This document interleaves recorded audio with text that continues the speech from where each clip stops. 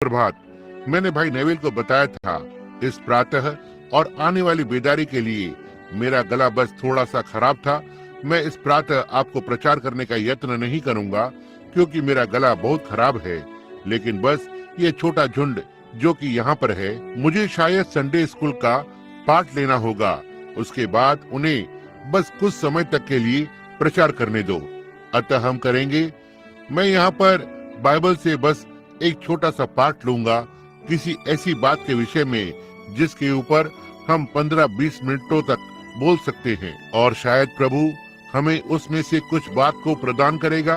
अब वो हमारे साथ बहुत ही भला रहा है, बहुत ही भला, और अतः हम थक गए हैं। मैं पिछली रात्रि कुछ देर तक जगा रहा था।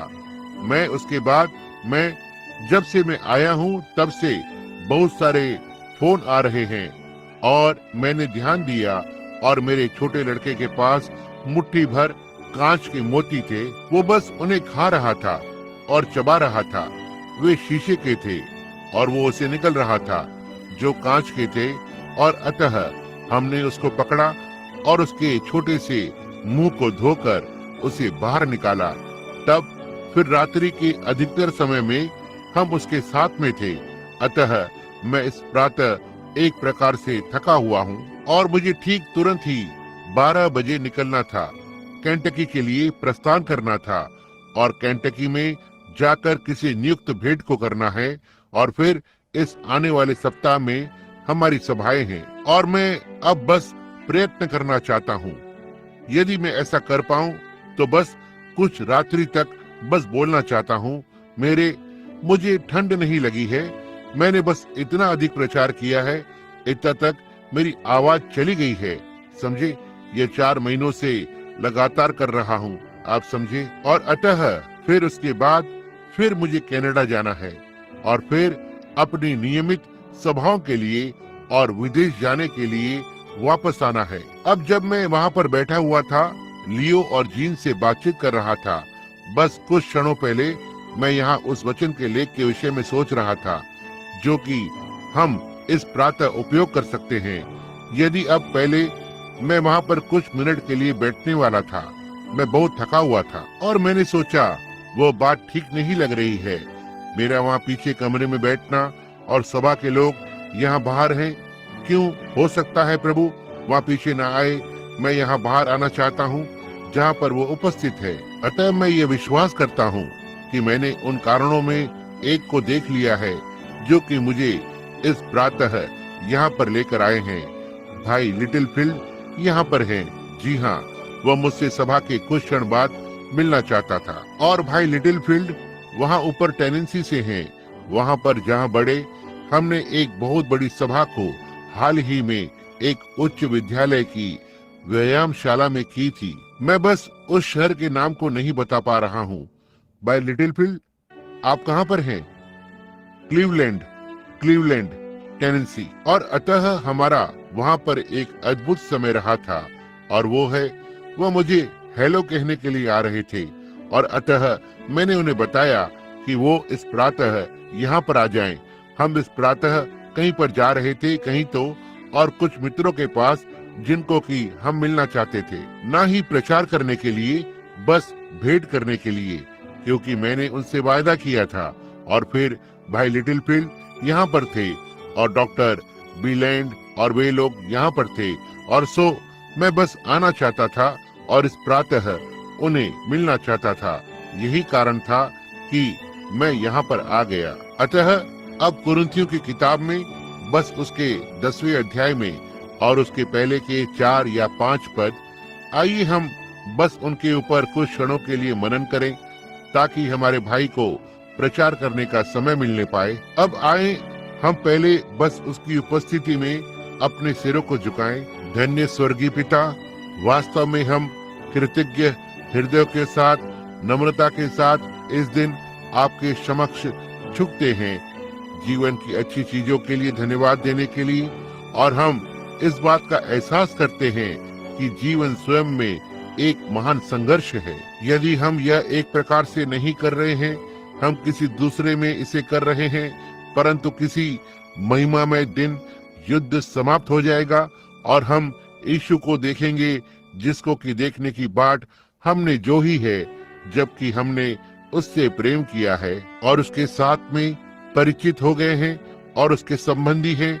और हमें यह जानकर बहुत खुशी होती है कि हम उसे किसी दिन देखेंगे। अब आज जबकि हम पुराने बतुल के वृक्ष के नीचे बैठे हैं, जैसे कि तब आराम करने के लिए हुआ करता था, जैसे कि अब्राहम वहां पर बैठा हुआ था और परमेश्वर और दो दूत आए और उससे बातचीत करी। और प्रभु, हम बस आपके इस प्रातः यहाँ पर आने की अपेक्षा कर रहे हैं और हमारे हृदयों से अपने वचन के द्वारा बातचीत करने के लिए, जबकि हम उसके इर्द गिर्द संगति कर रहे हैं। हमारे प्रिय और प्यारे पास्टर को आशीषित करें।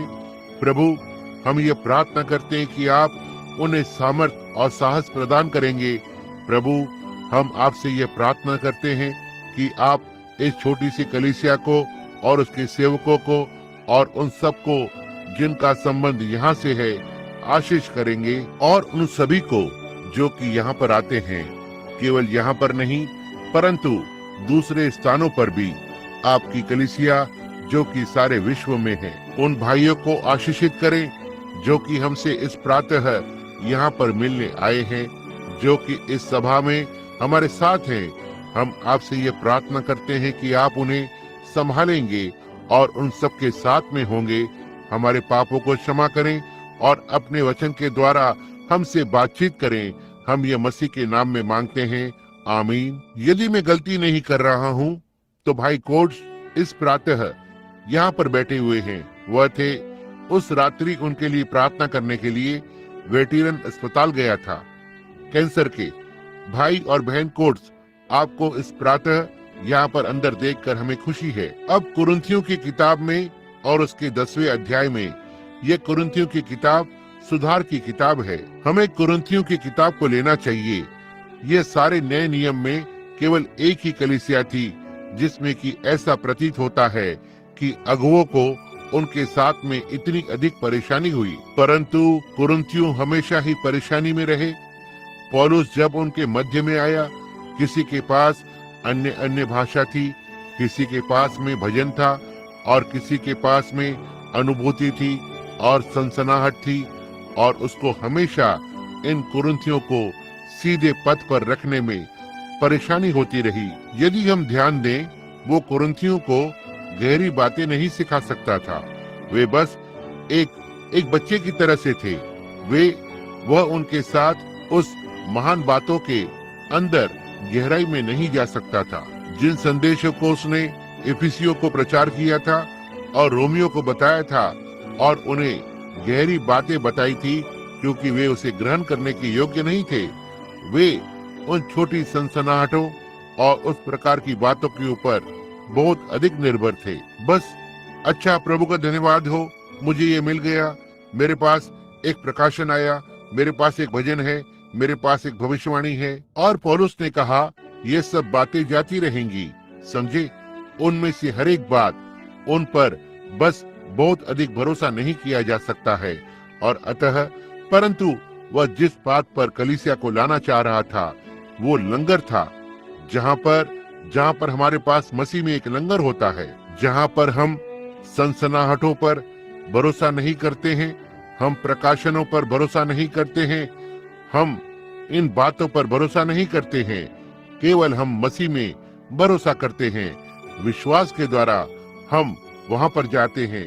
बस हम ये ध्यान करते हैं कि पौलुस इफिसियों को वहां पर सिखा सकता था किस प्रकार से संसार की उत्पत्ति से पहले उनको परमेश्वर के लेपालकपन पुत्र होने के लिए पहले से ठहराया गया था। अब वह कुरिन्थियों को उस बात के विषय में कुछ भी नहीं पता था। वे बस उनके पास किसी अनुभव का होना ही था या किसी और बात का, छोटी सी सनसनाहट का, इस बात का, उस बात का और किसी दूसरी बात का होना था, और वे उस बात पर निर्भर थे। वह उन्हें गहरी बातें नहीं सिखा सकता था। अतः मैं सोचता हूँ यह एक महान बात है जब आपके पास लोग होते हैं जिन्हें आप गहरी बातें सिखा सकते हैं, और पवित्र आत्मा उन महान सत्यों को ले सकता है और उन लोगों के हृदयों में उसका लंगर डाल देता है, जिससे कि वे ये जान जाते हैं कि वे कहां पर खड़े हुए हैं। सनसनाहट हो या ना हो, भविष्यवाणी हो या ना हो, या यह जो भी कुछ क्यों न हो, कुछ भी हो, यदि हम नहीं अब स्मरण रखें, हम नहीं, मैं यह कहने का यत्न नहीं कर रहा हूँ कि परमेश्वर भविष्यवाणियों के जरिए से और उस प्रकार की चीजों के जरिए से व्यवहार नहीं करता है, परंतु हम उस पर निर्भर नहीं करते हैं। हमारे पास उस बात से ज्यादा गहरी पकड़ है। आप समझे, क्योंकि उसने कहा जहाँ भविष्यवाणियां हैं तो वे समाप्त हो जाएंगी, जहाँ भाषाएं हो तो वे जाती रहेंगी, और जहाँ पर और ये सारी सनसनाहटें जो कि कुरिन्थियों के पास में थी, उनमें से एक भी इस बात का प्रमाण नहीं था कि उनका उद्धार हो चुका है। उनमें से एक भी इस बात का प्रमाण नहीं था कि उनका उद्धार हो चुका है। यदि आप चिल्ला सकते हैं, यदि आप भविष्यवाणी कर सकते हैं, यदि आप बीमारों को चंगा कर सकते हैं, यदि आप अन्य भाषाओं में बोल सकते हैं, यदि आप अन्य भाषाओं का अनुवाद कर सकते हैं, यदि आपके पास बुद्धि हो और आपके पास ज्ञान हो, उनमें से एक भी बात का यह अर्थ नहीं है कि आपका उद्धार हो चुका है। उनमें से एक भी नहीं। आपके पास उनमें से हर एक हो सकता है। पौलुस ने पहला कुरिन्थियों 13 में कहा है, और नाश हो सकता है। मैं कुछ भी नहीं हूँ, समझे, परंतु आपके पास प्रेम होता है जो कि एक लंगर है। इस प्रातः लगभग 1 घंटे तक, इससे पहले कि पत्नी जागती, मैं जाग गया और प्रभु मुझको कुछ प्रकट कर रहा था, कुछ महान बात कि कैसे परमेश्वर अपनी कलीसिया को एक साथ बंधनों में बांधता है, उस प्रेम के बंधन के द्वारा। और इसे कैसा होना चाहिए मनुष्य के लिए, बिना नया जन्म पाए उद्धार के लिए कोई दूसरा तरीका कभी भी नहीं हो सकता है। परमेश्वर की इच्छा हुई तो मैं इस बात पर इस आने वाले सप्ताह में प्रचार करना चाहता हूँ, और बस ये बात मेरे हृदय में कार्यवंत हो रही है। शायद प्रभु उस पर मुझे एक संदेश देने जा रहा है। अब ये संदेश जो कि इस प्रातः है, जैसे कि यह संदेश मेरे हृदय में वहां पर था, यह एक चेतावनी का संदेश है, और मैंने सोचा कि शायद मैं इस चेतावनी को लोगों तक पहुंचा दूं, जैसे कि पौलुस इन कुरिन्थियों को चेतावनी दे रहा था। यदि हम इस चेतावनी को लोगों तक पहुंचा दें, यह जानते हुए कि हम अब एक बेदारी का सामना कर रहे हैं और ये जांचने का समय है जबकि हमको जांचा जाना चाहिए। अब पौलुस ने कहा, हे भाइयों, मैं नहीं चाहता कि तुम इस बात से अज्ञात रहो कि हमारे सब बाप दादे बादल के नीचे थे और सब के सब समुद्र के बीच से पार हो गए, और सब ने बादल में और समुद्र में मूसा का बपतिस्मा लिया। अब वो उन्हें ये समझ दे रहा है कि जब परमेश्वर इज़राइल को जंगल में से बाहर ले गया, जंगल में उसकी सेवा करने के लिए, और उन्हें प्रतिज्ञा किए हुए देश में ले जाने के लिए ले गया, वह यहाँ पर एक उदाहरण दे रहा है कि जिस प्रकार से हम सब भौतिक वस्तुओं में से बाहर निकाले जाते हैं, सारे उन रीति रिवाजों में से और आज्ञाएं वे सब वही थी, और हम पाते हैं आगे हमारे पाठ में कि उसमें से बहुत से उखाड़ फेंके गए थे, क्योंकि वे सभी रीति रिवाजों को कर सकते थे और सारी आज्ञाओं को और एक एक चीज को जो परमेश्वर की मांग थी, और फिर भी उनके हृदय परमेश्वर के साथ ठीक नहीं थे। अब हम बहुत सी बातों को कर सकते हैं, हम प्रभु बोझ को ले सकते हैं, हम बपतिस्मा ले सकते हैं, हम कलीसिया में आ सकते हैं, अपने नामों को पुस्तक पर लिखवा सकते हैं, या बस जितने अधिक आदर पूर्व और सम्मानजनक होते हैं जितने कि हम हो सकते हैं, और फिर भी नाश है। यह एक गंभीर चेतावनी है। हम बस हो सकते हैं, बस आनंदित हो सकते हैं, जबकि आत्मा उतरता है और उस सभा में जहाँ पर वचन का प्रचार किया जा रहा है, और हमारे प्राण बस वचन के द्वारा बस बहुत आनंदित हो सकते हैं और फिर भी नाश हो सकते हैं। वर्षा धर्मी और अधर्मी पर पड़ती है, वही वर्षा जो कि गेहूं को उगाती है, वही जंगली पौधों को भी उगाती है। यह उत्पादन का स्वभाव होता है, समझे। यह उस चीज का स्वभाव होता है जो कि हमें बताता है कि हम क्या हैं। इसलिए यह वो स्वभाव होता है जो कि हमारे अंदर पाया जाता है, जो कि हमको बताता है कि हम क्या हैं, समझे। ना ही हम बहुत अधिक धर्मी हो सकते हैं, इतना तक कि हम अपने हाथों को एक काम को करने के लिए रविवार को हिलाते तक नहीं। हो सकता है कि हम रविवार को अपने कपड़ों में एक सिलाई तक न लगाते हों।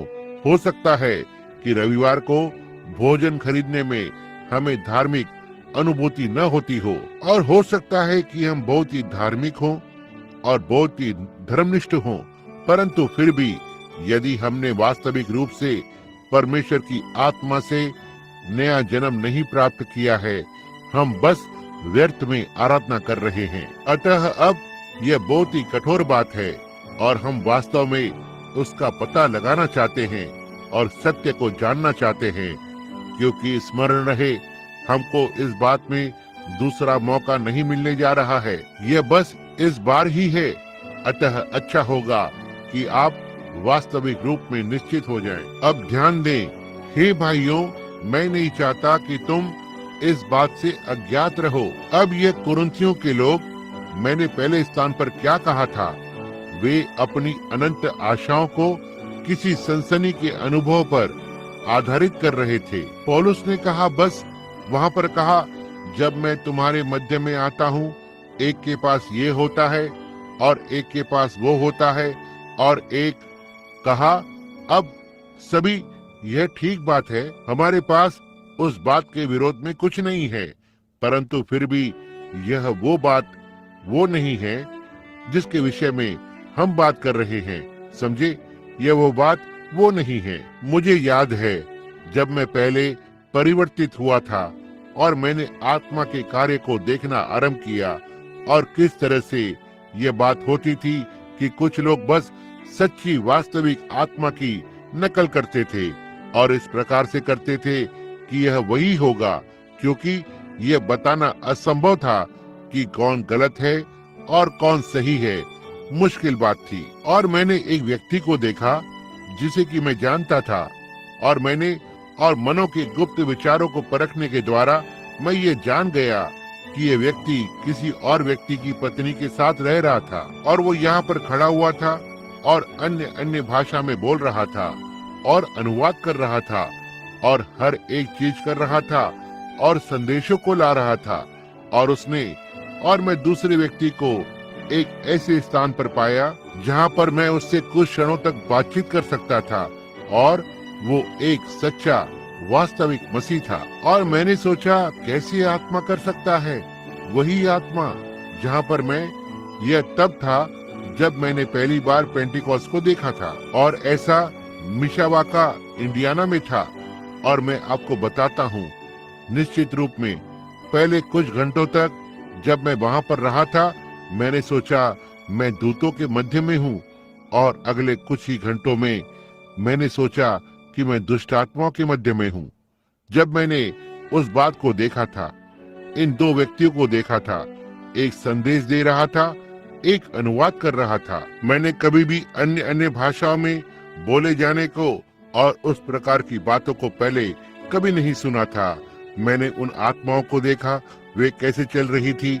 मैंने सोचा, ओह परमेश्वर, क्यों शताब्दी का आरंभ हो गया है। और फिर जब मुझे बाहर उनमें से एक से बात करने का मौका मिला और मैं ये बता सकता था कि वो किस चीज का बना हुआ था, उनमें से एक जितना शैतानी वो हो सकता था वो था। और उस रात्रि मैंने उन्हें फिर से देखा और मैंने सोचा, ओह मुझे यहाँ से बाहर निकालो, मैं ये समझ नहीं सकता हूँ कि ये कैसे हो सकता है। और मैंने देखा कि वे बातें बाइबल में थी, और यहाँ पर एक था जो कि उन बातों को कर रहा था जिसके पास परमेश्वर का आत्मा नहीं था, और दूसरा उस बात को कर रहा था और उसके पास परमेश्वर का आत्मा था। तब फिर मैं पूर्ण रूप से चकरा गया और मैंने उस संपूर्ण बात को जाने दिया। और वर्षों बाद जब बाढ़ समाप्त हो गई, मैं जा रहा था, ग्रीन मिल जाने वाली सड़क पर जा रहा था। श्रीमान आइलर, जो कि राज्य के सभा के सदस्य थे, वे यहाँ कलीसिया में आते हैं, उनसे मेरी मुलाकात सड़क पर हुई और उन्होंने अपने हाथों को मेरे चारों ओर रखा। कहा, बिली, मसीह अब तुम्हारे लिए क्या मायने रखता है? मेरे पिता जा चुके थे, मेरा भाई जा चुका था और मेरी पत्नी जा चुकी थी, मेरी बच्ची जा चुकी थी और मैं कहा उसका क्या मायने है? मैंने कहा, श्रीमान आइलर, वो जीवन से भी अधिक मेरे लिए मायने रखता है। मैंने कहा, मेरे भीतर कुछ तो बात हुई है। कुछ वर्ष पहले मसीह मेरे हृदय में आया है और मैं यह बात बस उससे भी ज्यादा है जितना कि मैं स्वयं हूँ। यह बस कुछ तो बात है जो कि घटित हुई है। यह इसलिए नहीं था कि मैं धार्मिक था, ऐसा नहीं था। यह बस वो बात थी जिसको कि परमेश्वर ने अनुग्रह के द्वारा मेरे लिए किया। और मैंने कहा, चाहे वो मुझे घात भी कर दे, मैं उस पर उसी प्रकार से भरोसा करता रहूंगा। और यदि मैं नरक में होता था और नरक में प्रेम की जैसी कुछ चीज होती, मैं उससे फिर भी प्रेम करता। यही सब कुछ है। यह यहाँ अंदर कुछ तो बात है, वो ठीक है। मैं उस हर एक दंड के लायक था जो कि मुझे मिली। आप उसी बात को करें, परंतु यदि वो लंगर, वो कुछ चीज, वो परमेश्वर के प्रेम का लंगर जो कि मानवीय हृदय को लंगर करता है, दूसरी चीजें बस दूसरे स्थान पर हो जाती हैं। वहाँ पर लकड़ी के लट्ठे पर बैठे हुए मैं किसी और बात के लिए प्रार्थना कर रहा था और मेरी बाइबल खुल गई और मैं इब्रानियों की पुस्तक उसके 6वें अध्याय में पढ़ रहा था। और मैं वहाँ पर यह पढ़ रहा था कि कैसे यह उनके लिए असंभव है जिन्होंने एक बार ज्योति पाई है और पवित्र आत्मा के भागी हो गए हैं। यदि वे भटक जाएं तो उन्हें मन फिराव के लिए नया बनना अनहोना है, क्योंकि जो वर्षा धरती पर बार बार आती है कि इसे पानी से सींचे, जिससे कि इसे तैयार करे, जिसके लिए इसे तैयार किया गया है।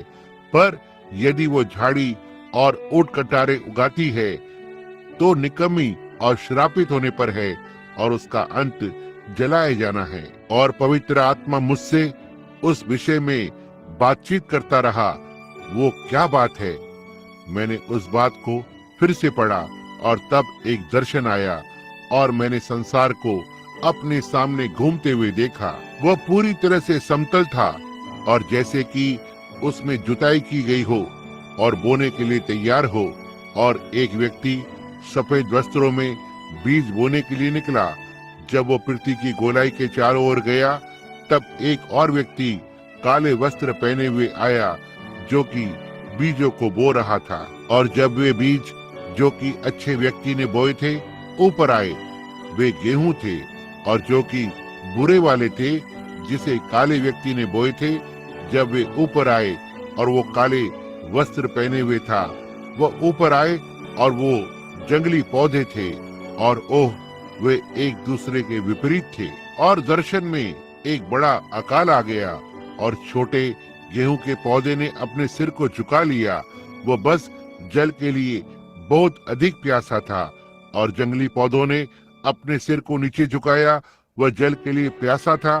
तब फिर एक बड़ा बादल ऊपर आया और वर्षा नीचे गिरने लगी। और छोटा सा गेहूं ऊपर उठा और चिल्लाने लगा, प्रभु की स्तुति हो, प्रभु की स्तुति हो। वह उस जल को पाकर बहुत आनंदित था। और छोटा सा जंगली पौधा खड़ा हुआ, चिल्लाने लगा, प्रभु की स्तुति हो, प्रभु की स्तुति हो, उसी जल के लिए। उसके बाद तब मैं समझ गया। समझे, यह बात इस प्रकार से है, पवित्र आत्मा उतरेगा, परंतु उनके फलों से तुम उन्हें पहचानोगे। प्रभु यीशु ने ऐसा कहा। समझे, आत्मा की प्रतिक्रिया से नहीं, चाहे वे बीमारों को चंगा करते हों, या चाहे वे अन्य भाषाओं में बोलते हों, या चाहे वे आत्मा में गाते हों, या चाहे वे इस प्रकार से या उस प्रकार से आनंदित होते हों, वे उन सभी बातों को कर सकते हैं और फिर भी नाश हो सकते हैं।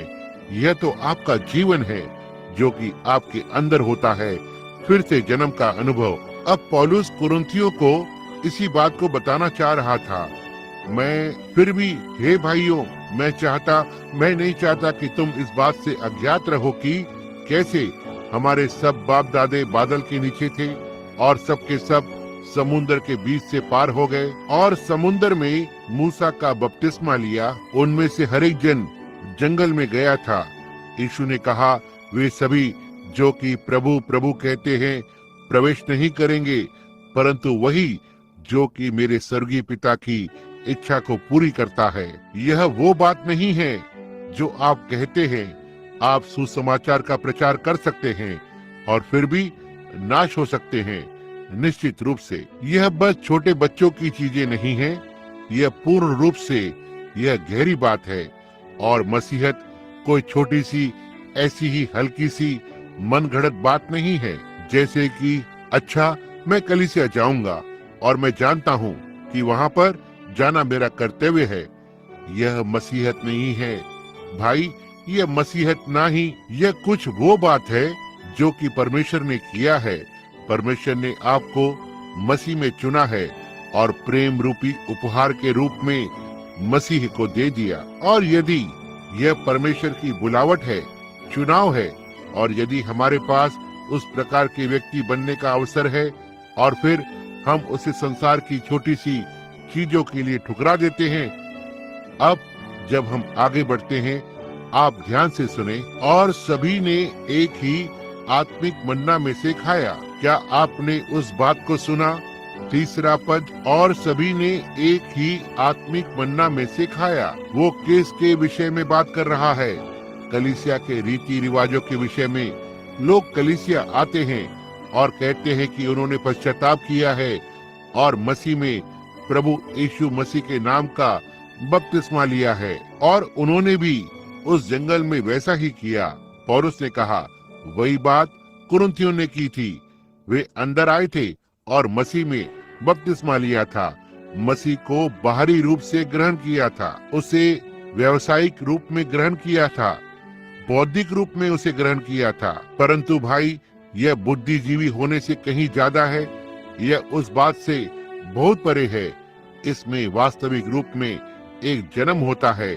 यह बस मानसिक विचारधारा या एक भावनात्मक कार्य नहीं होता है, परंतु यह एक जन्म होता है, अनुभव होता है।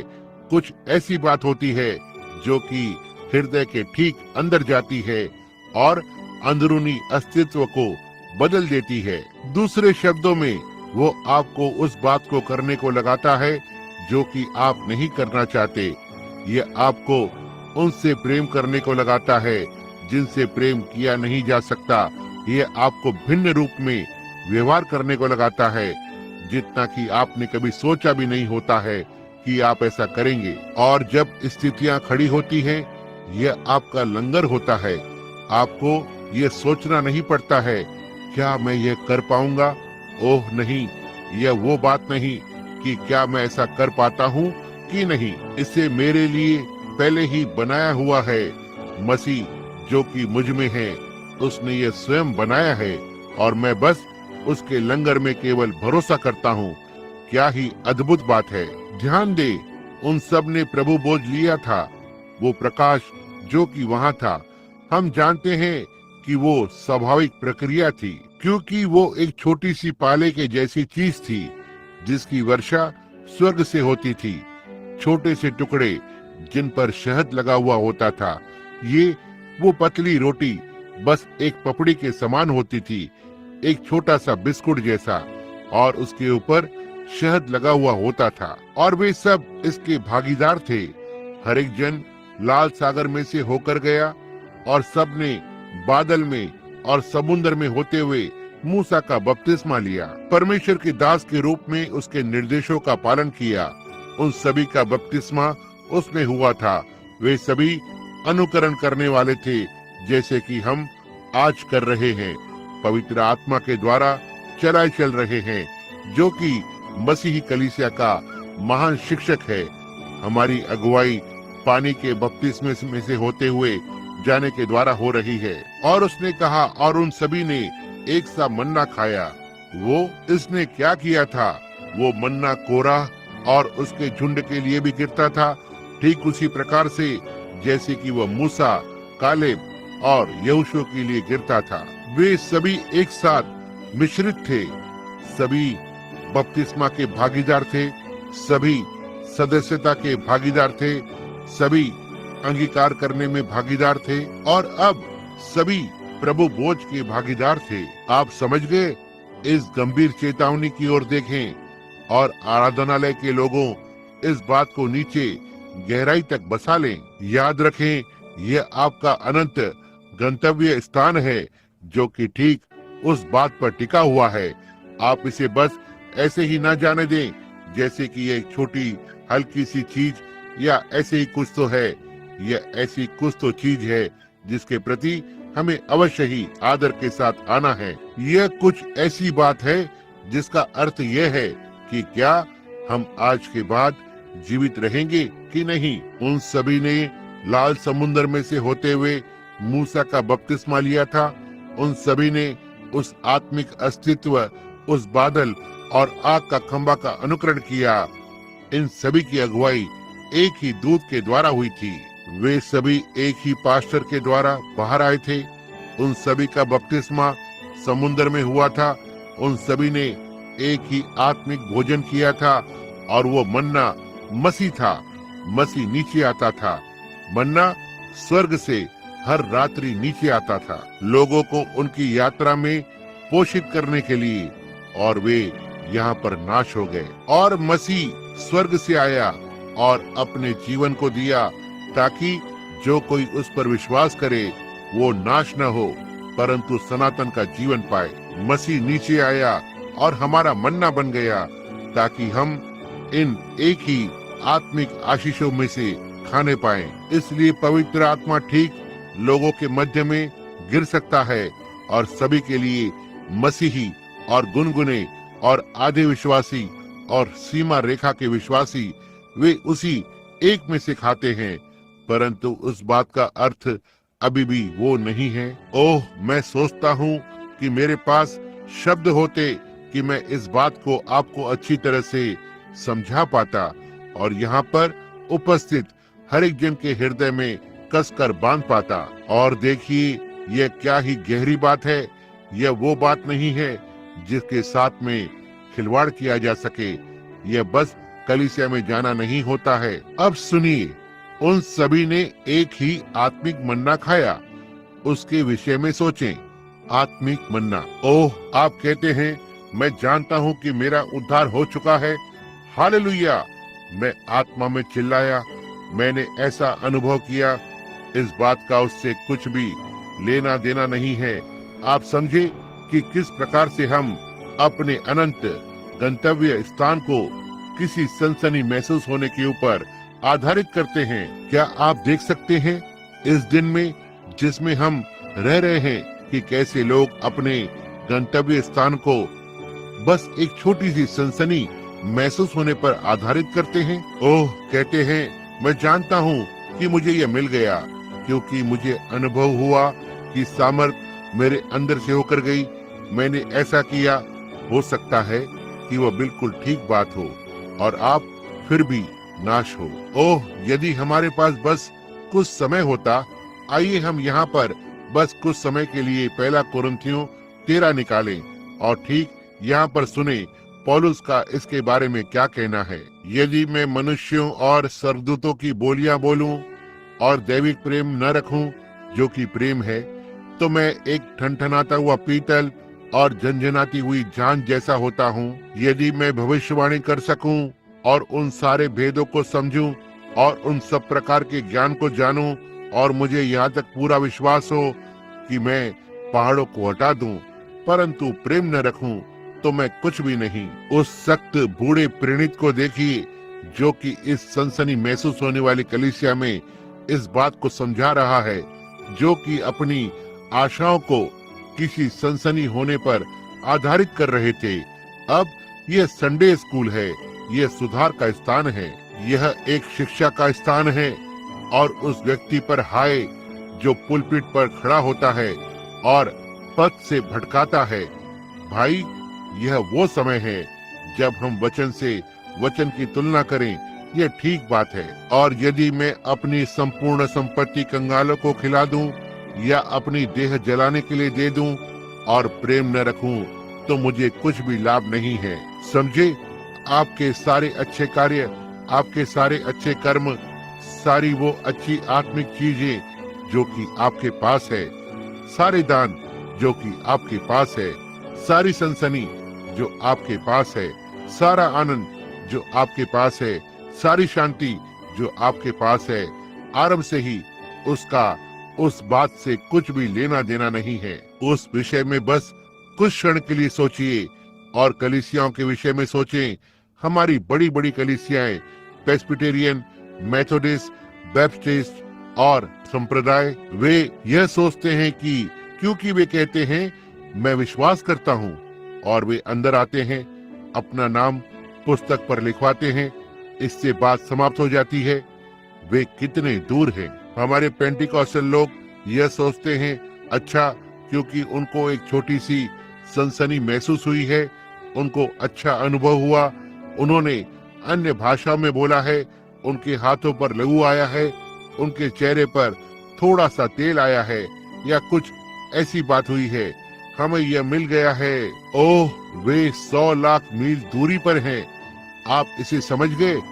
देखिए कि कैसे शैतान ने, जो इस युग का ईश्वर है, उनकी आंखों को अंधा किया हुआ है और वे ठीक उसी प्रकार से जीवन को जीते चले जा रहे हैं। सुनिए, क्योंकि यदि मैं अपनी संपूर्ण संपत्ति कंगालों को खिला दूं और यदि अपनी देह जलाने के लिए दे दूं, प्रेम न रखूं तो मैं कुछ भी नहीं हूँ। उन सभी दानों को देखें, उन सभी अच्छी चीजों को। मैं निर्धनों को भोजन खिलाता हूँ।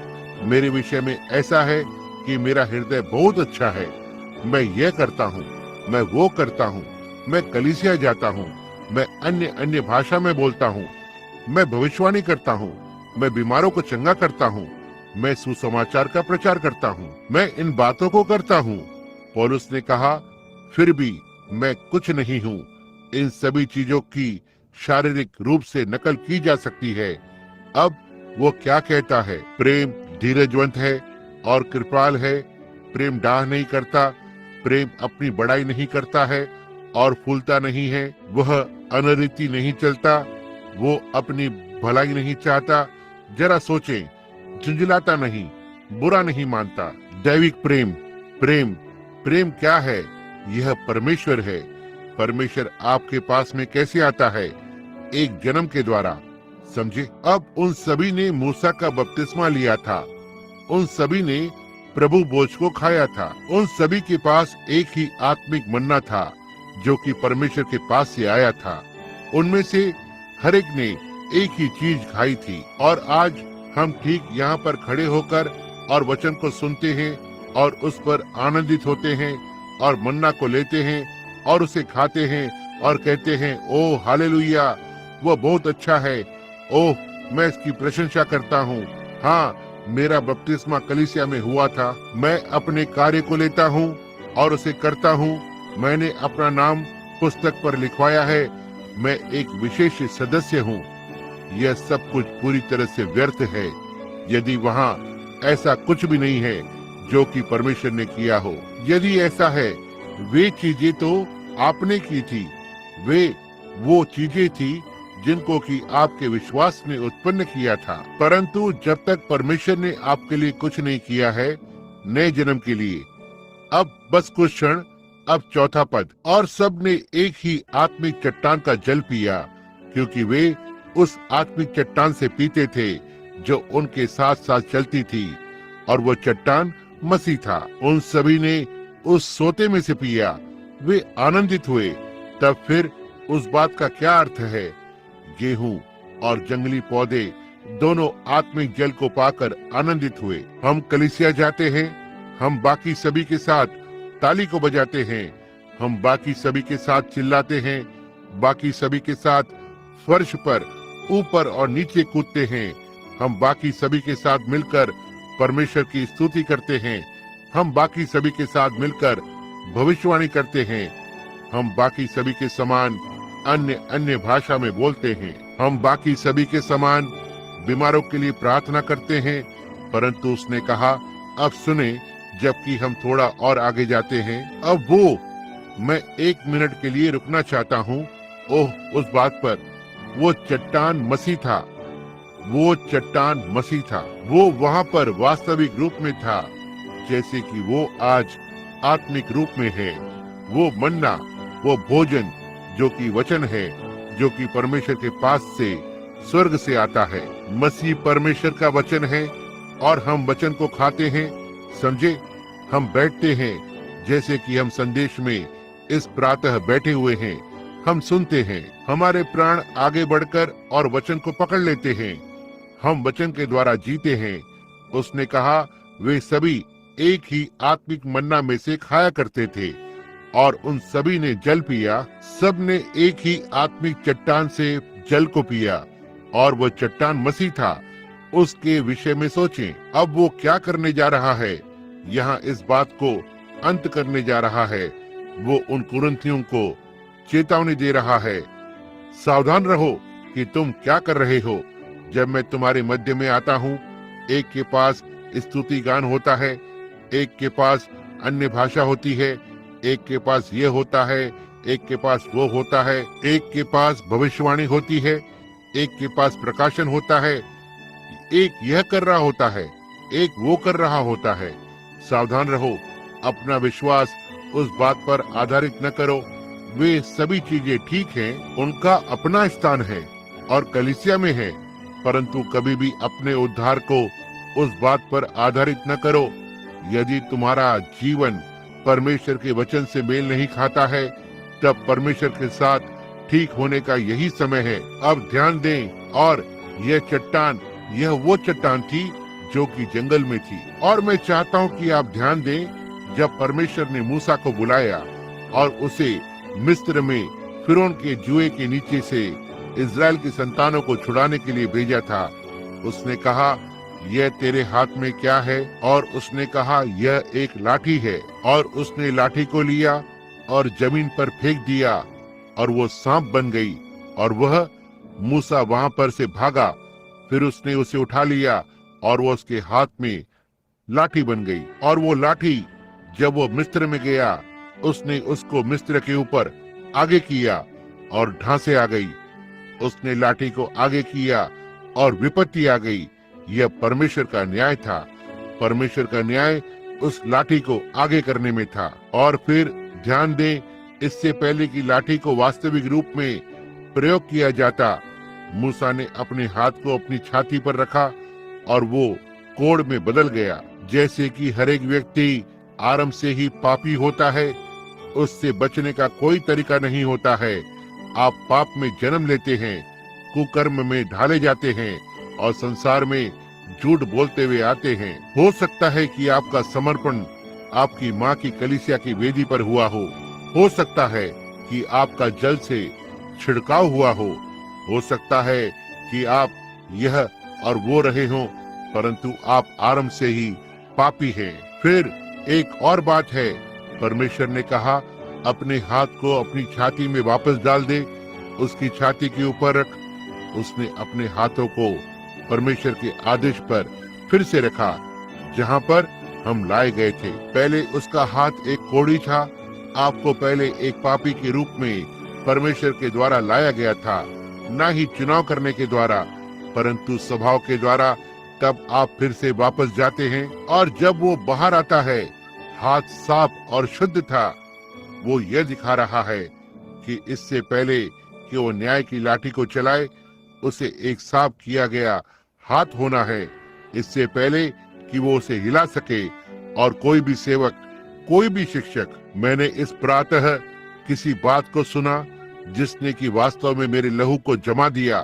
बस आने से ठीक पहले जब मैंने रेडियो को चलाया, मैं किसी का निरादर नहीं करता हूँ, और यदि यहाँ पर किसी उस व्यक्ति से संबंध है, जो मेरा अर्थ आपको चोट पहुंचाना नहीं है, परंतु यह समय है और परमेश्वर मेरी इस बात में सहायता करे कि मैं हमेशा ऐसा मसीही बना रहूं कि मैं काले को काला और सफेद को सफेद कह सकूं और ईमानदार बना रहूं। मैंने किसी को गाते हुए सुना और कहा, मेरे पास करार या नियम है और उसने इसे खोला और वचन को पढ़ा और पहले भजन संहिता से प्रचार करना आरंभ किया। क्या ही धन्य है वह पुरुष जो कि दुष्टों की युक्ति पर नहीं चलता है और न पापियों के मार्ग में खड़ा होता और न ठट्ठा करने वालों की मंडली में बैठता है। आप जानते हैं कि वो व्यक्ति कौन था? रॉक एंड रोल करने वाला व्यक्ति जिमी ऑसबर्न, जो कि रेडियो पर था, सुसमाचार प्रचार कर रहा था। ओह भाई, यदि कभी कोई अपमान की बात है तो वो यही है। इस प्रकार के व्यक्ति को परमेश्वर के जीवित वचन के अंदर प्रवेश करने का कोई काम नहीं है। और आप इस व्यक्ति को लेते हैं जो कि रेनफ्रो वैली बॉर्न डांस से है, जो सारी रात वहां उस पुराने मौज मस्ती में था। वे तालियों को बजा रहे थे और उसी प्रकार से मौज मस्ती करते ही जा रहे थे और अगली प्रातः अपनी आवाज को बदल दिया और मसीह की तरह से बात करने लगा। और क्यों? यह परमेश्वर की दृष्टि में असभ्य और घिनौनी बात है। वो हाथ जो कि न्याय की लाठी को चलाता है, उसको मसीह की सामर्थ और पुनरुत्थान के द्वारा शुद्ध होना चाहिए। परमेश्वर के वचन में हाथ डालने का उसका कोई काम नहीं है। यहाँ तक कि बहुत से प्रचारक लोग एल्विस प्रेस्ली की सफाई देते हैं, जो कि संसार में एक आधुनिक यहूदा इस्करियोती के अलावा कुछ नहीं है। यहूदा इस्करियोती को 30 चांदी के सिक्के मिले। एल्विस प्रेस्ली के पास $10 लाख हैं और कैडिलेक की गाड़ियों का समूह है, परंतु वह बिक गया है। वह एक पेंटिकॉस्टल विश्वासी था और उसने अपने पहिलोटे के अधिकार को एक रॉक एंड रोल बनने के लिए बेच दिया और वो शैतान से प्रेरित है। और मैं उस बात को कहने से बिल्कुल भी हिचकिचाता नहीं हूँ। नहीं श्रीमान। और एक आधुनिक यहूदा इस्करियोती और फिर यहाँ तक कि सेवक भी उसी प्रकार की चीज को बनाने का यत्न कर रहे हैं। और एल्विस प्रेस्ली कह रहा है, हाँ, मैं अपनी सफलता के लिए परमेश्वर पर विश्वास करता हूँ। कैसे जीवित और पवित्र परमेश्वर कभी किसी असभ्य और शैतानी और दुष्ट आत्मा से भरी हुई चीज को सफलता प्रदान कर सकता है? यह पूरी तरह से सबसे बड़ी रुकावटों में से एक है जिसे इस राष्ट्र ने यहाँ तक कभी देखा है। वो एल्विस प्रेस्ली है, जिसने कि अपने पुराने गंदे घिनौने रॉक एंड रोल की चीजों के द्वारा लाखों प्राणों को नरक में भेज दिया है। निश्चित रूप से मुझे बोलने में बिल्कुल भी कोई खेद नहीं है। यदि आप मेरा विश्वास करते हैं परमेश्वर के भविष्यवक्ता के रूप में, स्मरण रखिए, यह एक देहधारी शैतान है।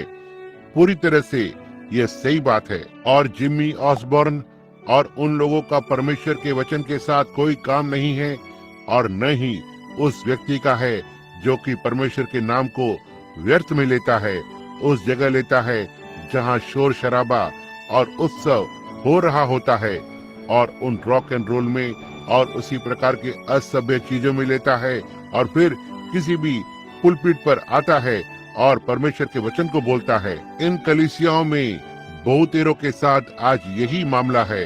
आप उन स्थानों पर से इन छोटे से पुराने बूगी वूगी संगीत को सुनते हैं। एक छोटी सी लड़की जो कि इन शोर शराबा से भरी हुई पार्टी से आई और एक रात वो इन सभी प्रकार के रॉक एंड रोल करके और वो वेदी पर आती है, और अगली रात्रि आप उसको एक विशेष गीत गाने के लिए खड़ा करते हैं। आप में से कुछ लोग उन पुराने गिटार बजाने वालों को उन स्थानों पर से और रात्रि के क्लबों से लेकर आते हैं और 2 सप्ताह में उसे पुलपिट पर प्रचार करने के लिए खड़ा कर देते हैं। भाई, मैं आपको बताता हूँ, वो इस बात को यहाँ पर कभी भी नहीं कर पाएगा। नहीं, वास्तव में नहीं। उसे अध्ययन करना होगा, अपने आप को परमेश्वर के व्यक्ति के रूप में सिद्ध करना होगा और पता लगाना होगा। हम एक रात्रि में इस प्रकार से कूदकर खड़े हो जाने में विश्वास नहीं करते हैं।